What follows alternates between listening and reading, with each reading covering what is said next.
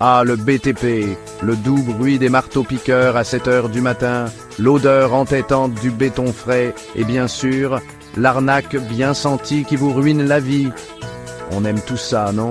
Bon, peut-être pas vous, mais croyez-moi, les escrocs du BTP, eux, ils adorent ça.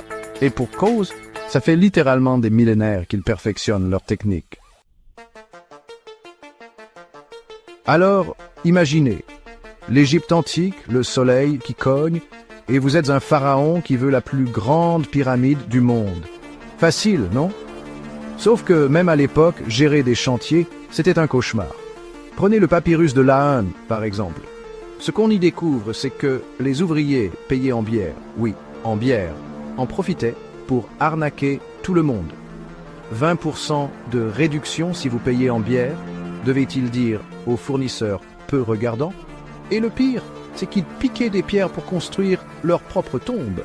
Oui, vous avez bien entendu, des pyramides low cost, construites avec les restes de la pyramide royale.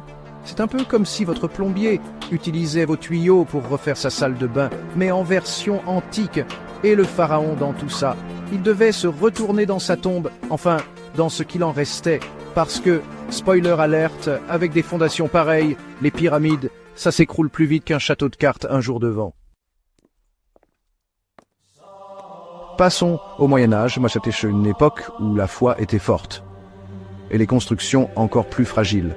Les cathédrales, ces chefs-d'œuvre d'architecture, étaient aussi des aimants à escrocs. Imaginez un peu des maîtres d'œuvre corrompus qui facturèrent le bois 3 fois son prix, des reliques douteuses vendues à prix d'or pour financer les travaux, TVA incluse, croisade non incluse. C'était un peu le slogan de l'époque. Et le pire, c'est que ça marchait. Les gens étaient tellement occupés à prier qu'ils ne remarquaient même pas que les murs étaient en train de se fissurer. Prenez la cathédrale de Beauvais, par exemple. Elle s'est effondrée 2 fois à cause de matériaux de mauvaise qualité. 2 fois. On peut se moquer, mais imaginez un peu la scène. Vous êtes un fidèle en pleine prière, et soudain, boum, le plafond vous tombe sur la tête. Pas très catholique, tout ça. Chapter 3. Le 19e siècle, l'âge d'or de l'industrie. Et de l'escroquerie industrielle. Avec l'essor du chemin de fer, les ponts en fer sont devenus incontournables. Le problème, c'est que la qualité de l'acier, à l'époque, laissait souvent à désirer. Et devinez quoi? Certains industriels peu scrupuleux en ont profité pour écouler du fer de mauvaise qualité, avec la complicité de quelques ingénieurs corrompus. Le résultat? Des catastrophes, comme celle du Tay Bridge en Écosse, où un pont flambant neuf s'est effondré lors d'une tempête, emportant avec lui un train entier. On parle de 75 victimes. Et le pire, c'est que les industriels responsables s'en sont sortis à bon compte. Leur devise? Si ça tient 5 ans, c'est déjà bien. Pas très rassurant, quand on sait que certains ponts construits à l'époque sont encore utilisés aujourd'hui. Chapter 4. Après-guerre, la France se reconstruit à toute vitesse.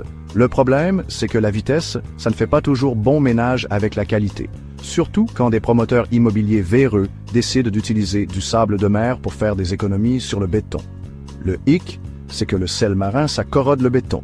Résultat, des bâtiments qui s'effritent plus vite qu'un biscuit dans du thé. Et le pire, c'est que ce scandale, révélé dans les années 70, a touché des milliers de logements sociaux. Des familles entières se sont retrouvées avec des appartements insalubres, voire dangereux. Leur béton était aussi solide que du papier toilette, titrait alors le journal Le Parisien. On ne peut pas faire plus clair, plus. Chapter 5.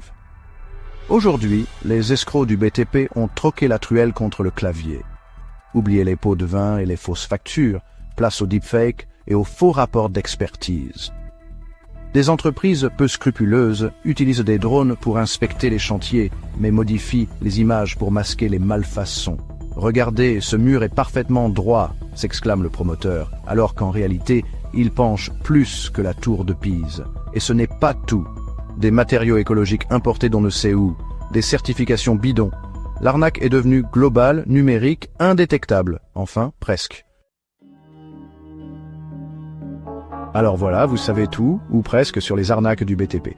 De la pyramide low cost au drone truqué, l'escroquerie a su s'adapter aux époques. Alors la prochaine fois que vous signez un devis, ouvrez l'œil et surtout, le bon.